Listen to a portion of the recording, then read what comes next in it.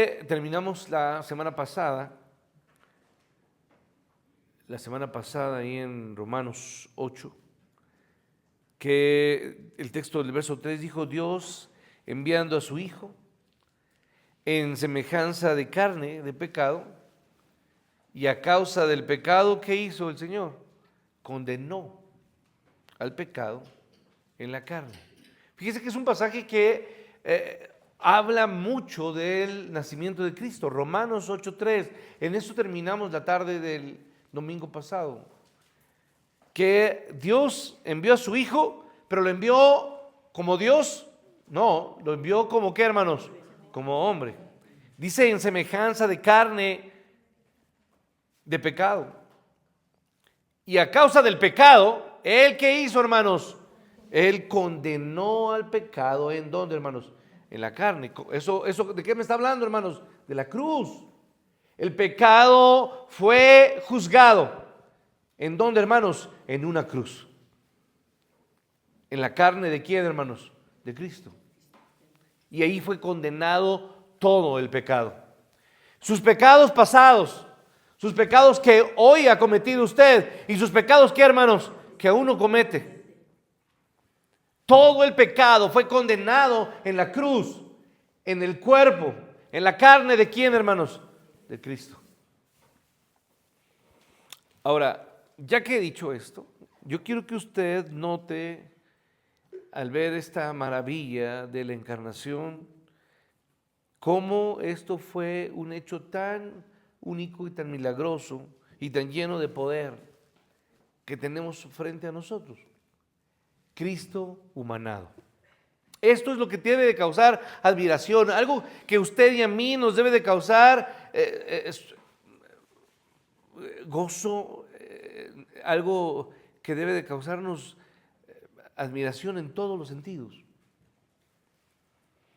Yo no sé si usted ha pensado alguna vez en lo que significó el poder manifestado cuando Dios formó un cuerpo.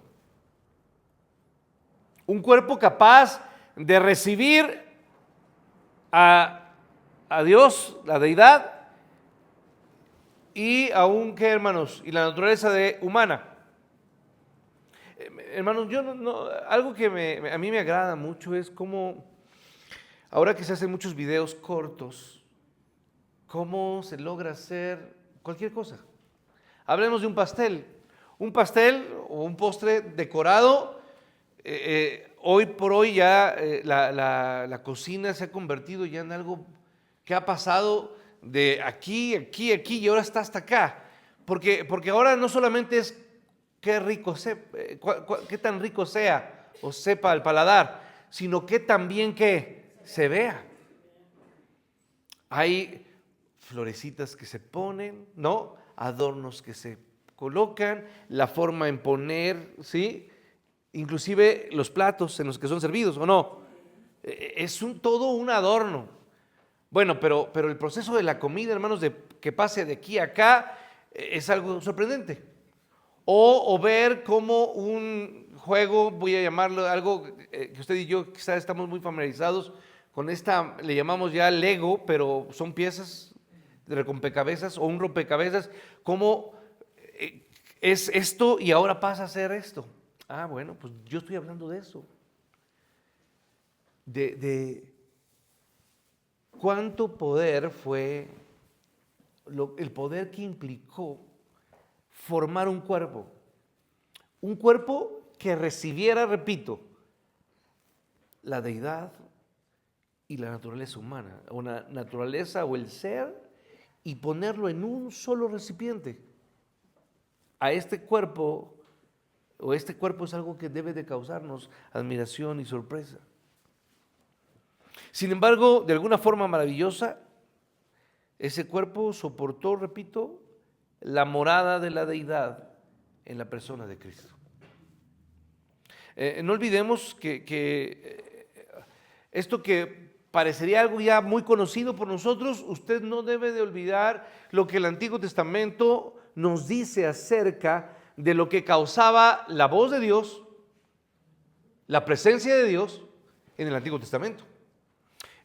Hay muchos pasajes y no quiero hablar de muchos, pero solamente quiero ver que usted me acompañe al 104. Por favor, vaya al 104, hermanos, del Antiguo Testamento. No tengo que decirle qué libro, ¿verdad? Porque ¿qué libro del Antiguo Testamento tiene 104 capítulos, hermanos? Pues solamente uno. 104, verso 32. Y dice el texto, Él mira la tierra. ¿Y la tierra qué hace, hermanos, cuando es vista por Dios? La tierra tiembla. ¿Con solamente qué, hermanos? Ay, y me acuerdo entonces cuando mamá me veía y bastaba con su mirada para que entonces, ¿qué pasa? Despiértate. ¿Sí o no, hermanos? No bastaba, no era necesario que mamá me tocara, solamente que me mirara. Y ahí está el texto. Él mira la tierra y la tierra, ¿qué, hermanos? Tiembla. Toca los montes y los montes, ¿qué hacen, hermanos? Humean. Ah, bueno, hermanos. Entonces la presencia de Dios ¿tiene fuerza o no tiene fuerza, hermanos? Sí. Tiene poder, la presencia de Dios. Entonces, esta verdad está en toda la ley de Moisés. Uno de los libros de Moisés, en el Éxodo. Vaya usted al capítulo 33, por favor, y acompáñeme al verso 20. Algo que también es conocido por todos nosotros. Dice el texto, no me verá hombre y qué, hermanos, y vivirá. Entonces, hermanos, la presencia de Dios, Dios simplemente ve la tierra tiembla, Él toca los montes y los montes humean, y no hay posibilidad de que un hombre pueda ver a Dios, porque aquel que lo ve simplemente, ¿qué, hermanos? Muere. Ah, bueno. Pero sin embargo, ¿qué fue lo que pasó? ¿Qué pasó aquí, hermanos? Pues no solamente la humanidad vio la faz de Dios, sino que en la humanidad recibió la deidad de Dios en un cuerpo, ¿qué, hermanos? Humano. Moró la deidad. Y yo pensaría, ¿qué estructura humana era esta en la que pudo habitar la presencia del yo soy, de Jehová, del Dios omnipotente? ¿Qué presencia, qué cuerpo, perdón, qué cuerpo fue capaz de soportar la deidad completa de Dios? Y Hebreos 10 nos contesta, porque ¿qué dice Hebreos 10, por favor? Vaya y vea cómo la Biblia nos contesta. Preguntas que no podríamos usted y yo contestar están allá en Hebreos. Usted tiene el capítulo 10 de Hebreos.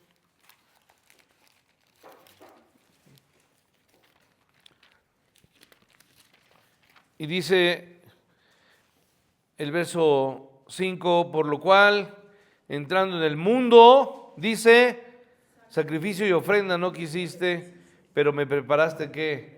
Un cuerpo. Ahí está, hermanos. Fue preparado un cuerpo en el que habitó la deidad de Dios en la persona de Jesucristo. Hermanos, era un cuerpo extrañamente formado, algo santo, un producto especial para el Espíritu Santo o del Espíritu Santo. Era un cuerpo como el nuestro. Sí, hermanos, un cuerpo como el nuestro. ¿Con qué, hermanos? Con nervios. ¿Con qué, hermanos? Con músculos, con tendones, con nervios en todos los sentidos. Sí, hermanos, con huesos. Cada estructura tan delicadamente formada como la nuestra, sin embargo, Dios estaba en ese cuerpo. Un cuerpo que finalmente es frágil, ¿o no, hermanos? Sí. Quizá en algún momento nuestro cuerpo es muy fuerte cuando estamos jóvenes, pero aún el cuerpo de un joven, hermanos, ¿es frágil o no es frágil? Es frágil. Y sin embargo, Dios estaba en ese cuerpo. Y esta frágil forma de cuerpo humano, podríamos decirlo como barca, soportó o albergó a quién, hermanos, a Dios mismo. ¿Sí? Yo me quedo maravillado y puedo decir, ese fue Cristo hombre y Cristo ¿qué? Dios. ¿Sí? Esto es algo maravilloso, hermanos. ¿Cómo pudo ese cuerpo soportar la deidad dentro de sí? No sabemos cómo fue. La verdad no lo sé, hermanos, pero Dios lo sabe. Y adoramos a ese Cristo. Lo adoramos, hermanos, a ese velo. Porque el velo de la deidad fue encubierta en la persona de quién, hermanos, de Cristo, el Dios Todopoderoso. El Dios Todopoderoso fue puesto en una debilidad humana, ¿cierto o no? El Dios omnipresente fue hecho localizable. ¿En quién, hermanos? En Cristo. El omnipresente, el que está en qué, hermanos, en todo lugar, se hizo localizable en un cuerpo. El Dios Todopoderoso, en la fragilidad de un hombre. Ahora, hermanos, ¿qué son las palabras cuando tratamos con una verdad tan inexplicable?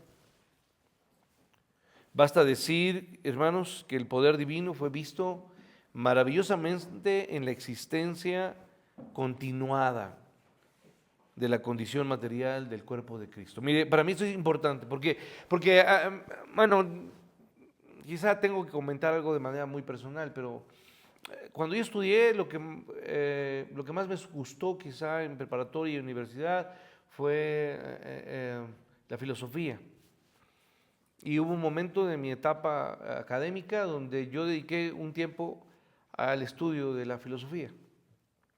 Y es por eso que cuando yo trato de, o más expongo esto a usted, para mí me causa pensar en mucho de lo que la gente o los hombres, las mentes más brillantes que han causado una revolución en el pensamiento humano, esto me causa una gran verdad de lo que es Dios. El poder divino, repito, el poder divino fue visto en la existencia continuada de la condición material de un cuerpo. Este cuerpo fue Cristo mismo. Todo el poder divino fue finalmente visto. Esto es lo mismo que está diciendo Hebreos, que Dios, habiendo hablado de muchas maneras antes, ¿por qué, hermanos? Por los profetas. Ahora nos ha hablado a través de quién, hermanos? De la existencia continuada, de la persona, ¿de quién, hermanos? El verbo, ¿sí? La propia sustancia del ser de Dios, de la existencia del autoexistente Dios, habitando en una existencia continuada que es Cristo, hombre, y Cristo, Dios. Entonces, esto no me hace pensar otra cosa, sino que hoy tenemos que admirar al que habitó entre nosotros. Y su nombre es Emmanuel, que traducido es Dios con nosotros. Ahora, yo quiero que reflexionemos en algunos puntos. Quiero que pensemos en lo que representa esto.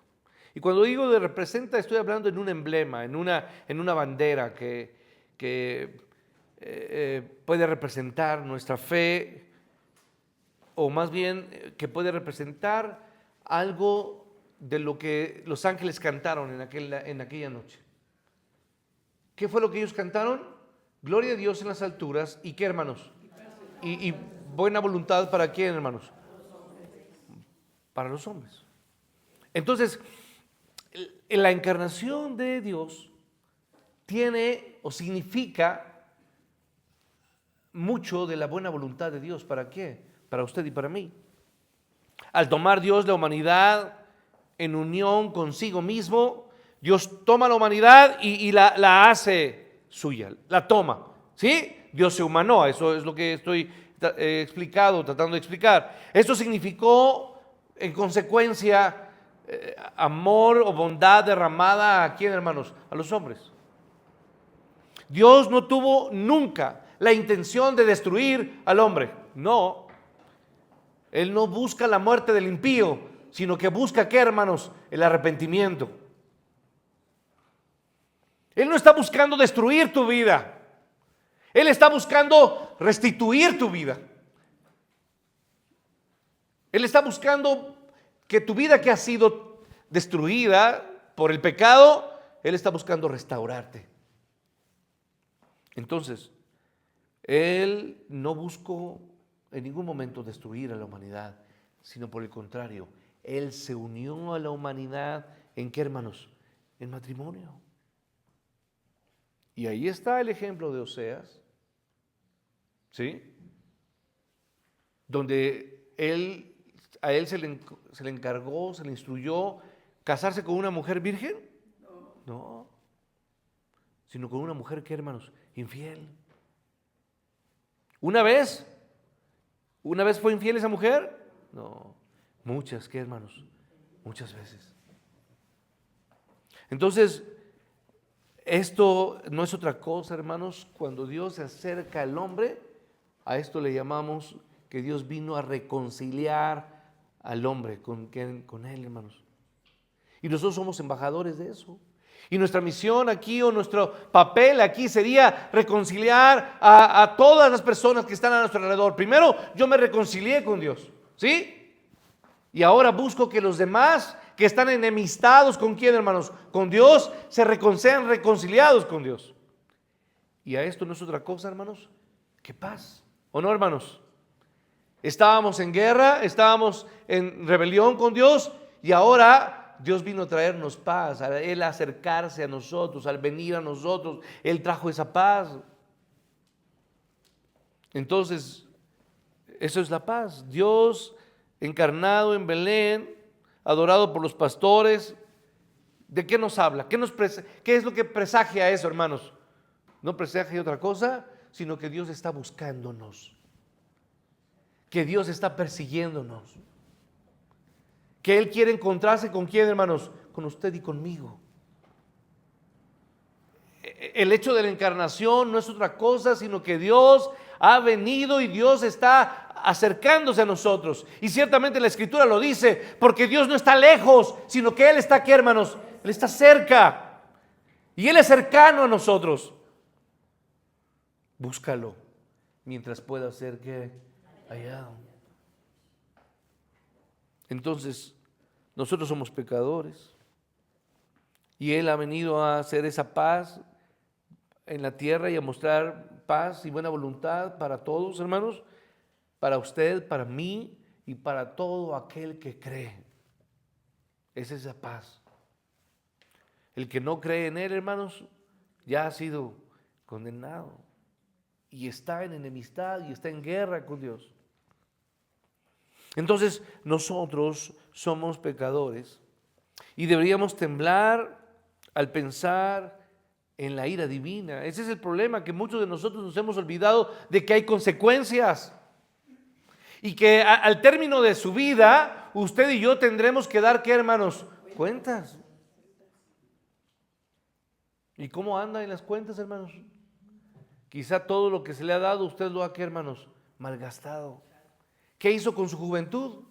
¿Qué hace hoy con sus palabras? ¿Qué hace hoy con sus pensamientos? ¿Dónde los pone? ¿Dónde están sus palabras? Sus palabras son palabras que edifican, que aman. Sus oraciones, ¿a dónde están dirigidas? Su tiempo, ¿dónde está gastado? ¿Dónde están sus recursos? ¿Qué pasó con su juventud? ¿Qué ha pasado con su fuerza? ¿Dónde está su fe? ¿Su fe está depositada en velas? ¿Su fe está depositada en imágenes? ¿Dónde está su fe? Nosotros somos pecadores y tendríamos que hacer lo mismo que la tierra cuando es vista por Dios. ¿Qué, hermanos? Temblar. Porque grande y temible es nuestro Dios. Deberíamos de temblar al pensar en la ira divina. Sin embargo, hermanos, Dios está lleno de gracia y misericordia, hermanos. Y entonces por eso Él se llamó Emmanuel, para llamarse o traducirse a nosotros como Dios con nosotros. Y al pensar en Dios con nosotros, entonces esa ira venidera, hermanos, cambia. Esa ira venidera ahora para nosotros no es ira. no es ira eterna o muerte eterna. Esa muerte ha cambiado para nosotros en gozo y esperanza, en misericordia y en favor de Dios. Pues repito, Él es el Dios de misericordia y de gracia, hermanos, que tomó forma de hombre y se unió a esta humanidad, hermanos, se unió a Él y trajo paz.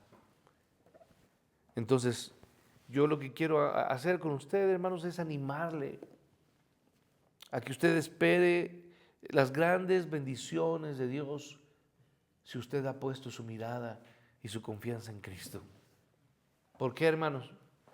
Porque Isaías 5 contesta a esta respuesta: porque un hijo nos es nacido, un hijo nos es dado. Pensando un poco en los ríos, porque quiero que vaya a Apocalipsis 22, por favor, vaya a Apocalipsis 22. Cuando usted ve un río correr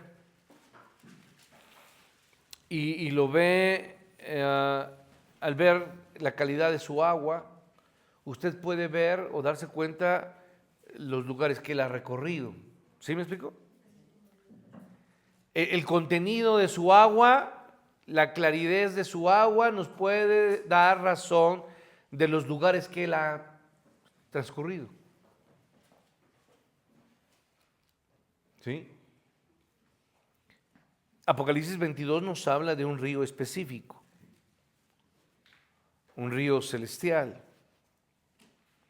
que podemos entender bajo esta luz, bajo lo que le estoy diciendo. Repito, el color de un río nos habla de lo que ha recorrido. Capítulo 22, versículo 1. ¿Qué nos dice? Después me mostró un río ¿qué, hermanos? Limpio de agua de vida. ¿Cómo? Resplandeciente, ¿como qué, hermanos? Como cristal. Que salía ¿de dónde, hermanos? Del trono del Dios y del Cordero. Hermanos, allí donde el trono es ocupado por Dios encarnado. Porque ¿quién es el Cordero, hermanos?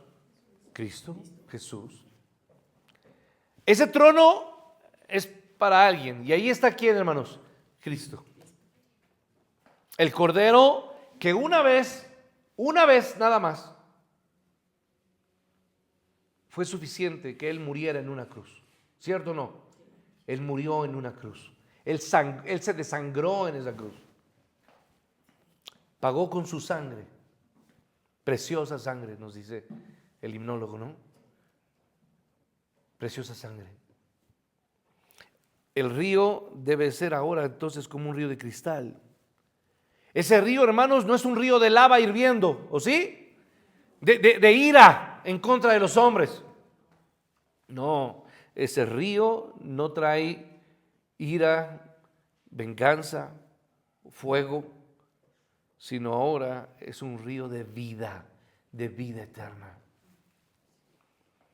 Y entonces yo le invito, hermanos, nuevamente a hacer el ejercicio que decía al principio. Miremos a Dios como el Dios con nosotros, como Emmanuel. Y entonces veremos las consecuencias de la encarnación. Las consecuencias de la encarnación, hermanos, es que antes de la venida de Cristo, el hombre se entendería como que iba a ser condenado y eternamente condenado, sin remedio. Y justamente, hermanos, no. Cada uno de nosotros hemos pecado y merecemos, ¿qué, hermanos? Castigo eterno. Usted lo merece, yo lo merezco. Todos aquí hemos mentido, todos aquí hemos engañado. Somos miserables en todos los sentidos. No merecemos el perdón de nadie. Nuestras palabras, nuestros pensamientos, nuestros actos nos avergonzarían que alguien de aquí conociera lo que verdaderamente hemos hecho y hemos dicho.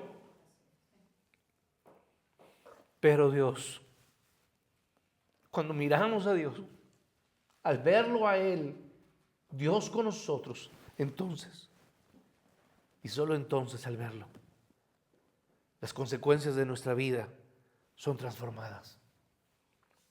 Ya no hay quien nos juzgue, ¿o sí? Ya no hay. Dice Romanos, porque ya no hay más que, hermanos, ya no hay más condenación. Porque Cristo pagó. Porque en Cristo somos más que vencedores. Entonces, Él nuestro Dios cambia las consecuencias de nuestra vida. Y ahora todas las consecuencias, dice que todo lo que vivimos es para qué, hermanos, para nuestro bien. No, para los que en Él están, ¿sí o no, hermanos? Porque todas las cosas no son para qué, hermanos, para bien. Todo es de provecho y de bendición.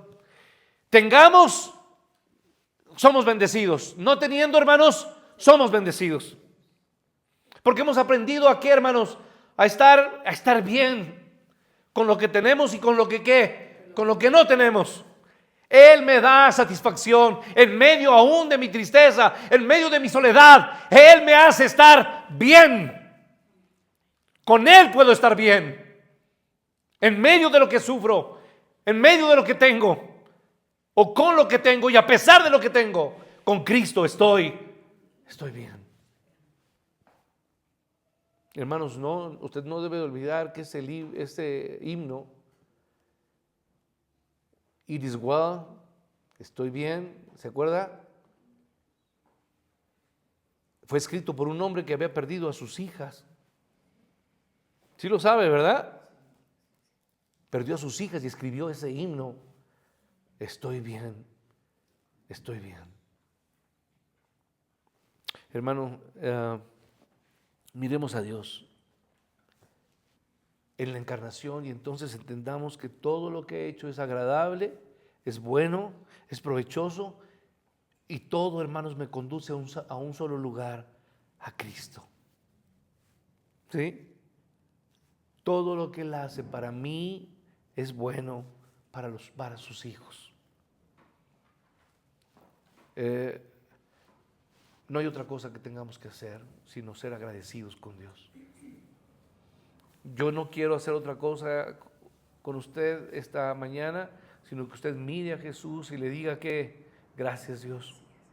Gracias por haberte encarnado, por haber venido, porque me has tocado y no me has tocado para castigarme, sino me has tocado para bendecirme. Y todos los días nuevas son tus, ¿qué, hermanos? Tus misericordias. Y lo que contestamos nosotros decimos, grande es tu fidelidad. Y repito, como lo dije de este himno, que para los que no lo conocen se llama en nuestro idioma, alcancé, ¿qué, hermanos? Salvación. En inglés no se llama alcancé salvación, se llama it is well. Estoy bien. Estoy bien con mi Dios. Escrito por un hombre que acababa de perder a sus hijas. Dios nos ayude y nos acerquemos a este momento de recordar el nacimiento de Cristo, y lo que hagamos, hermanos, es alabarle y bendecirle por este hecho magnífico, el poder derramado y el poder hecho en un cuerpo donde recibió la persona de la deidad. Y esto debe de causar admiración y alabanza a nuestro Dios. Dios le bendiga.